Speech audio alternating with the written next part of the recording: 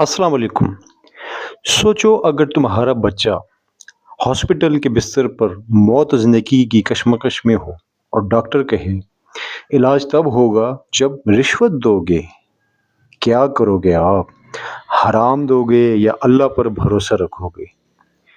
یہی کڑی آزمائش ایک غریب شخص احمد پر آئی اور پھر جو ہوا وہ آپ کے دل کو ہلا کر رکھ دے گا۔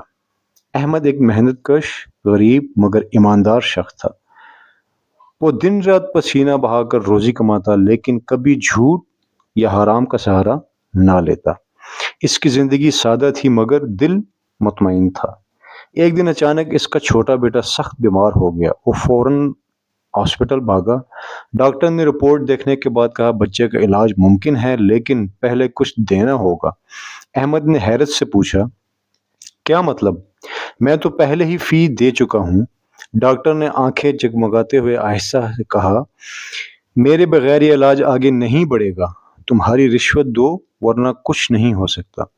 یہ سن کر احمد کا دل کانپ اٹھا۔ ایک طرف اپنے بچے کی جان تھی اور دوسری طرف ایمان کا امتحان۔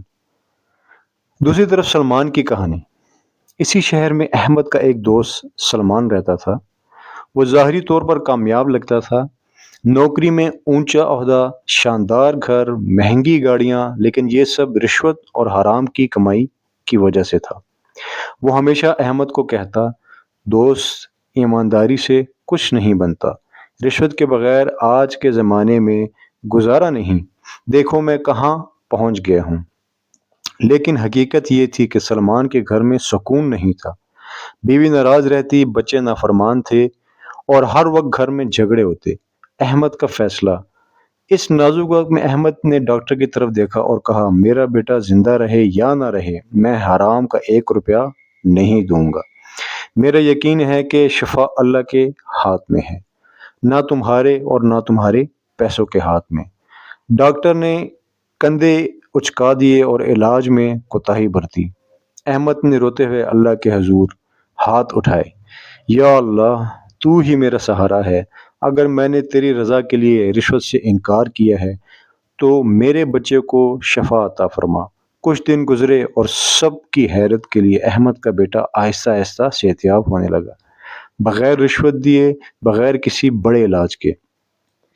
اب اس سبق میں انجام کیا ہے؟ انجام، جبکہ دوسری طرف سلمان کی زندگی بربادی کا شکار ہو گئی۔ رشوت کے پیسوں نے اس کے گھر کی برکت ختم کر دی۔ ایک دن سلمان نے احمد سے پوچھا، تمہارے پاس کچھ نہیں پھر بھی تم خوش کیوں کیسے رہتے ہو؟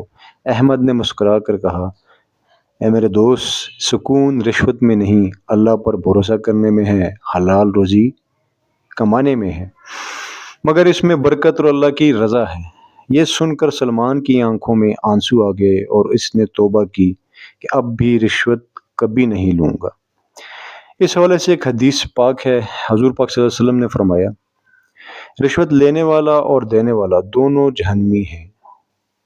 یہ کہانی ہمیں یہ سکھاتی ہے کہ رشوت وقتی سہولت دیتی ہے مگر ہمیشہ کے لیے بربادی لاتی ہے، جبکہ اللہ پر بھروسہ اور حلال کمائی ہمیشہ عزت، سکون اور برکت دیتی ہے۔ اگر کہانی اچھی لگی ہو تو لائک سبسکرائب ضرور کیجیے گا، کمنٹ سیکشن میں ضرور اپنی رائے کا اظہار کریں، ویڈیو کو آگے شیئر کریں۔